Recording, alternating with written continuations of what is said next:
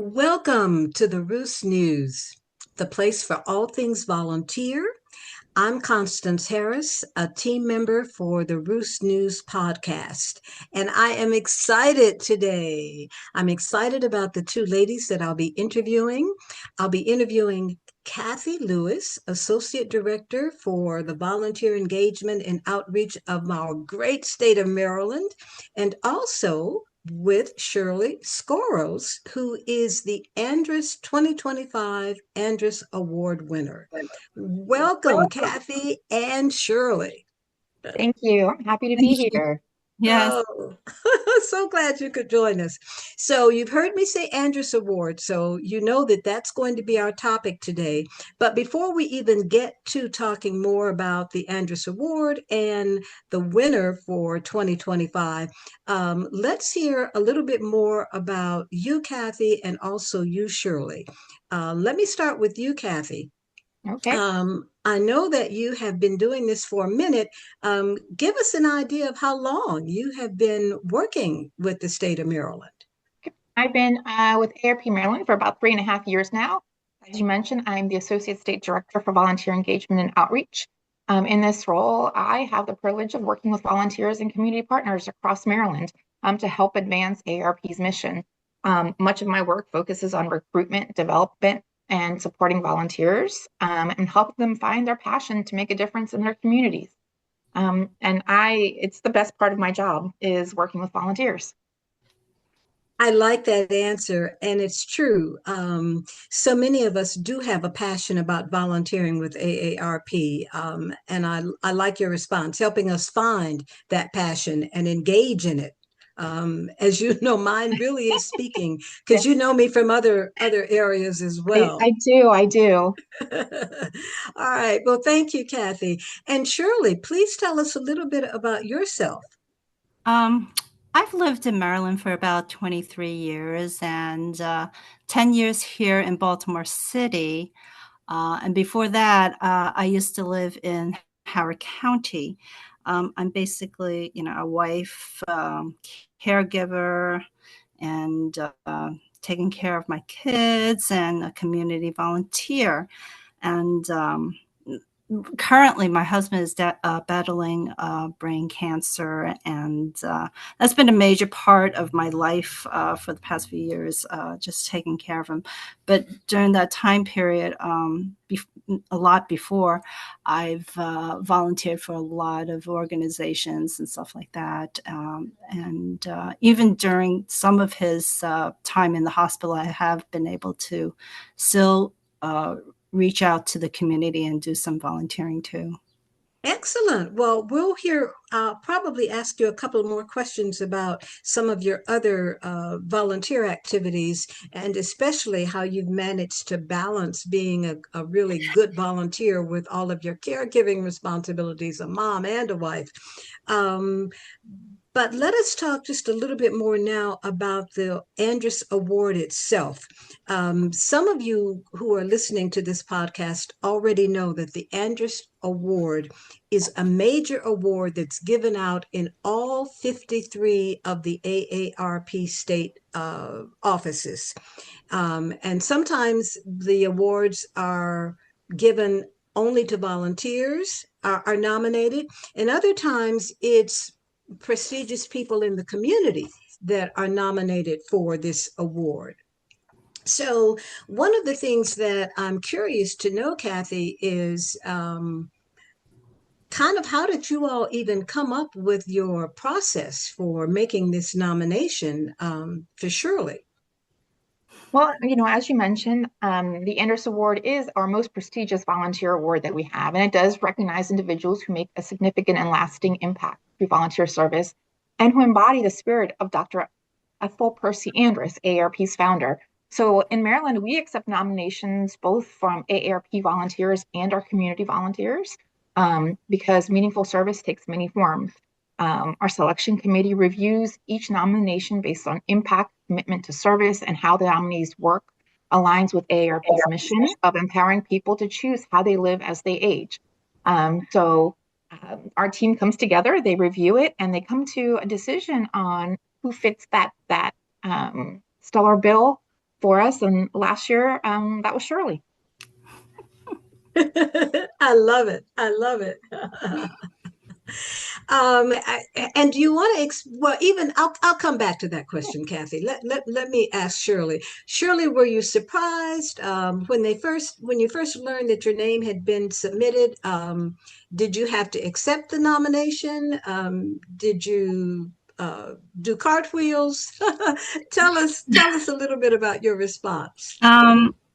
The nomination came as a complete surprise. I mean, I was floored. I mean, I never expected anything like this. And to tell you the truth, when it happened, I got this number. I didn't, I accepted the number, not knowing who it was. And actually, I was on my bed and I was just feeling weighted down with all the caregiving responsibilities that I was having. And just hearing that news just gave so much positivity for me. And I was very, very floored by it. That's again. I learned that it was submitted by my daughter. And I think she's just really good at writing. And she did a really good job of it. And, as I think about it, I realize that volunteer work is nothing that you look for to be recognized. It's just something that you do.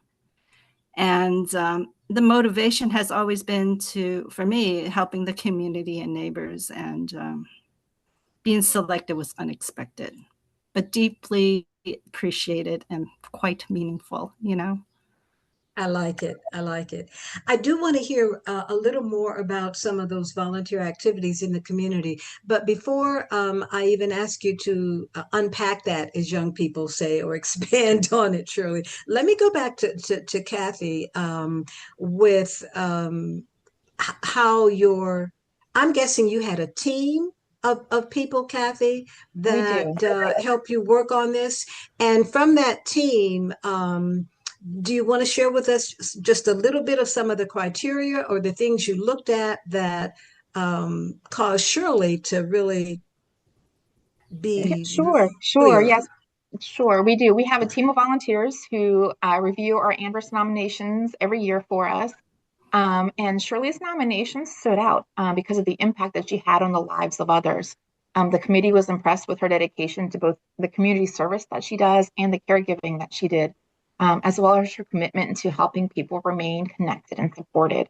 And that was a big thing. Her service really reflected the values of compassion, purpose, and community engagement that the Andrus Award is designed to recognize. And the committee her application really stood out. Whether it was her daughter's, well-written application or not, but surely it was a well-deserved nomination and a well-deserved award for sure. Thank you. I'm still shocked. It still is. I can believe that because this is a good time now, Shirley. Just share a little bit more with us about some of your volunteer commitments, because I understand it's more than one on top of being a caregiver. Yeah, I think that it was like many volunteer jobs that just kind of kept going. And like in Baltimore City, we have Billie Holiday that she grew up here as a young child, just around the corner from us. And we thought it would be a great idea to hold this Billy Bebop dinner. And this dinner was where you would have appetizers, main course, and dessert, and engage the community to enjoy, music from her. Because we also had a very young student who was, I guess, at the School of the Arts here in Baltimore City, and she put the whole headgear of Billie Holiday. She sang for us with a band, and everybody had so much fun. And people were amazed at how everybody got together and were engaging with each other. And of course, we also use it as a fundraising activity. And I think also a lot of people were very shocked about, uh, not shocked, but more like, oh, wow, we didn't know she did this. We didn't know, she Mm-hmm. had all these special lyrics that meant so much. And they created an opportunity for neighbors to connect and everything. And another major thing that we were involved with, the community is called National Night Out. And that happens, I think, every August 4, in which you bring the community out and you engage with them to get to know each other. And it's like a free, fun night where we have music, we have food, and things like that. So I did a lot of, helping out, organizing for that. And for myself, I remember quite a few years ago, we would run a special table for little children, with bubbles and games. And they really had a fun. There was one time in which I had a Harry Potter event in which I gave them these little beans for them to eat. And how Harry Potter, they were just so thrilled about that. It was just so fun seeing the children laugh and the family, enjoying themselves. Other events we had were more community dinners, fundraisers that I would help. There was a community garden that, I would help every now and then just to bring in some plants, or, in which we would exchange plants, or I would bring some food or something like that. And then, of course, there were these everyday community events in which we would help and beautify the neighborhood, do some plantings and participate in cleanups. A lot of this I couldn't do presently because, so much care has taken up a lot of my time. But one thing I remember the most was when my husband was out in the hospital. I couldn't believe I did it. I helped to organize a whole bunch of Thanksgiving baskets, and my community friends, they just came and helped me out because I made a promise to myself to help a certain church in which I knew, members of the church, and I just wanted to pretty much give back. So those were some of the activities I did. What I also wanted to say very briefly is that it all kind of started with when my children were young, and, I kind of volunteered with the school, and from school to Girl Scouts, being like the cookie mom or something like that. And then from there, the real big one was the one where my children met with somebody from Girl Scouts, and friend of a friend then introduced us to a member of the International Rescue Committee, that's the IRC. Mm-hmm. And I was just totally floored. I'm saying that again, but my heart was kind of like, are you kidding me? When he explained what he wanted my daughters to do, the twins, he said he would like them to do a refugee program for children. It was like a peer-to-peer. Wow. So let me interrupt you for a second, because I wondered about this earlier. How old are your daughters now? And that's what I was going to say. They were in middle school. Wow. And I didn't realize that they were twins. Yes, my twins, middle schoolers. And so I was like, are you kidding me? You want us to run a program for refugee children, a summer program for 2 weeks or something like that. And I don't know what happened. The girls wanted to do it. So I said, okay, sure. Let's try it out. So this is really, I'm happy that you won the award, but I'm hearing that you've got your family involved in a lot of your volunteer activities. That's exciting, Shirley. Yeah. So I said, okay, let's go try it out. And the children really loved it because, like I said, it was children teaching children English. You're talking about refugees who've just arrived into the country, don't know anything. And so Wow. girls had this idea, why don't we teach them about Halloween? we'll have all the different rooms, and people will pretend to be in the different homes and bring in Halloween costumes for them to try out in little baskets, and they would knock on the door, and we would teach them those kind of customs and other American Wow, customs. Shirley, that is really exciting and far greater than I realized. I mean, Kathy said that I understand how they selected you because you really do connect people. And the dignity of teaching young refugees something about an American holiday. Talk about purpose. Wow.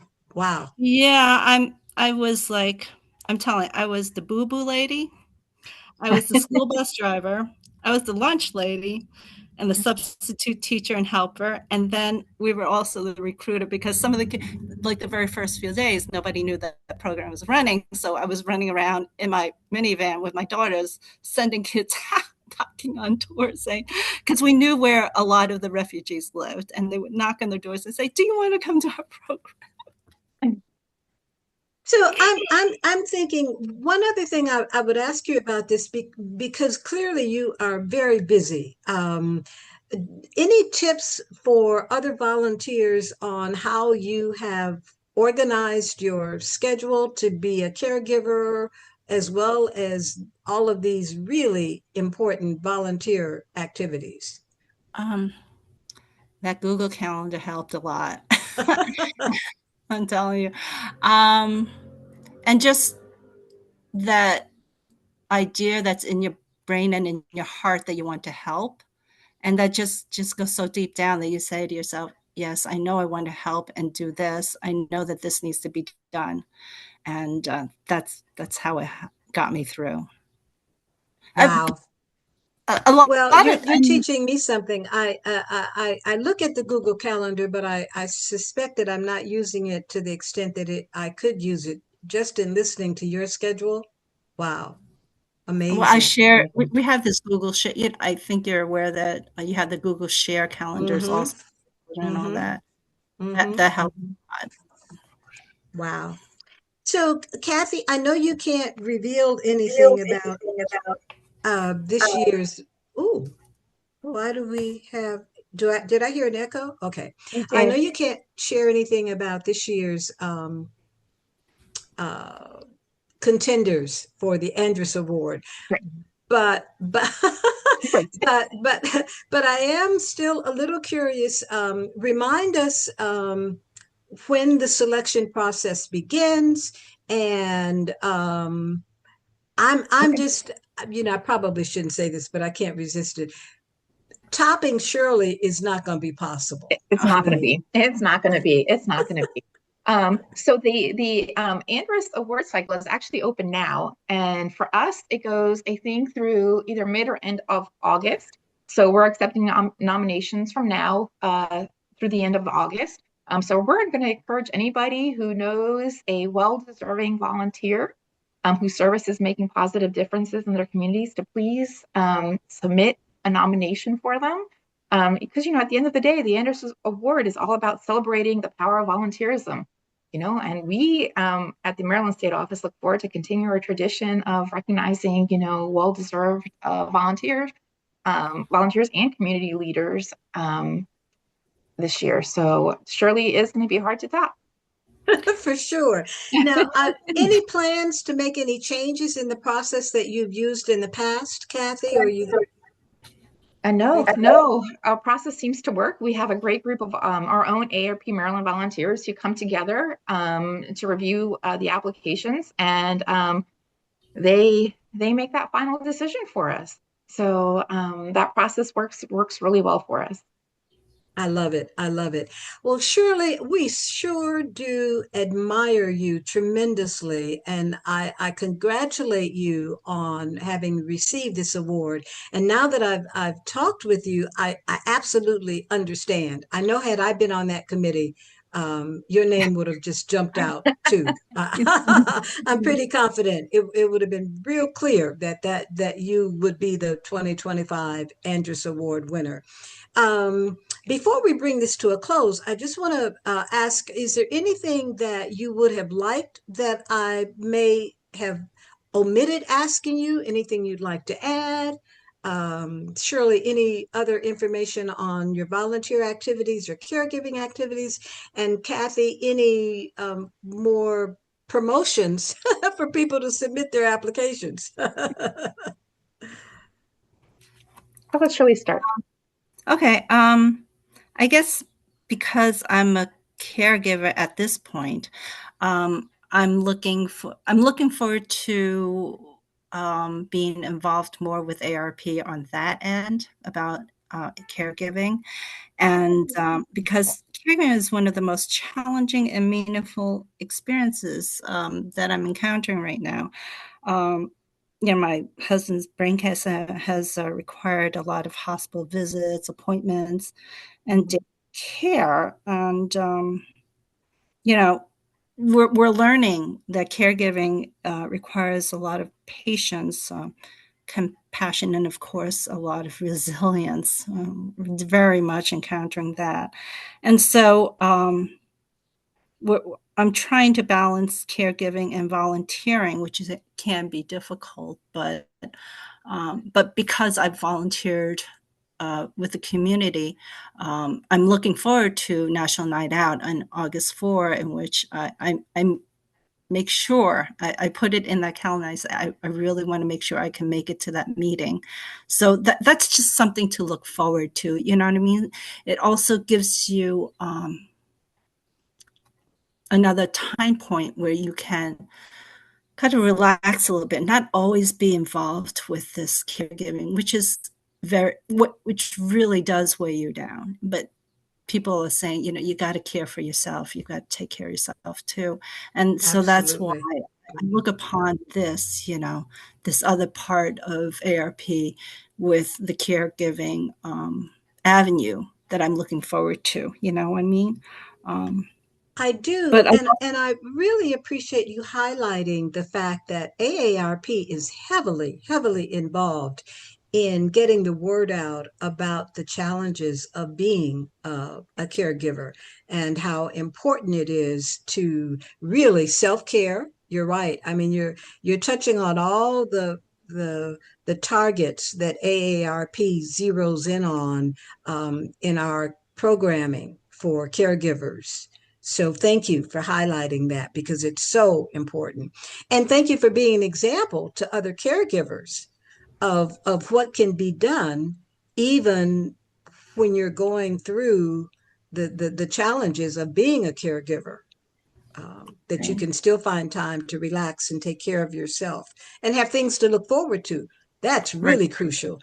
To use your phrase, that you're looking forward to August 4th. Yeah. Thank you. Mm-hmm. Wonderful. Wonderful. Well, I am excited to hear that Shirley is interested in our caregiving because we have a wonderful caregiving team at the AARP Maryland State Office that is almost a year old now. So when Shirley is ready, we have our door wide open, waiting for you to come join our fabulous caregiving team. But I would also like to encourage anybody who's listening to this podcast to please take a moment to recognize the volunteers in your own communities, whether it's somebody that's helping a neighbor or serving as a caregiver or supporting a local organization or even volunteering with AARP. Their efforts matter. They make a difference.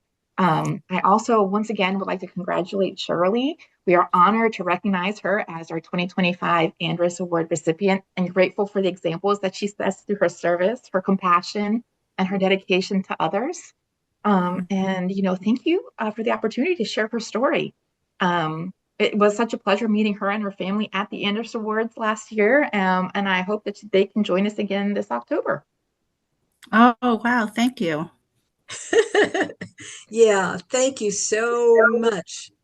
This was great, Kathy and Shirley. I'm really appreciative that you were both available and willing to do this Roost News podcast with us. Because when I read the brief story about you, Shirley, in one of the AARP publications, I immediately contacted our coordinators for the Roost News and said, I think this would make a great story to tell.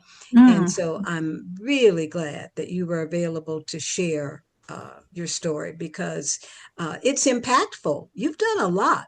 And it's not past tense. Forgive me, let me correct myself. You are doing a lot. And it genuinely is inspiring all of us. So thank you again for sharing and being our guest on the Roost News podcast.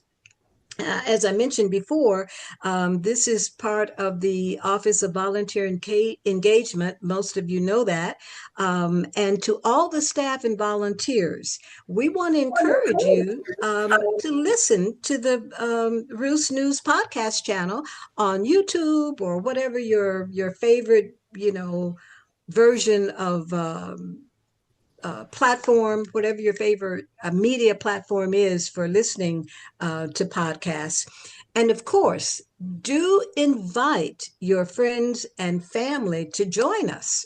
As Kathy said, we always want more volunteers.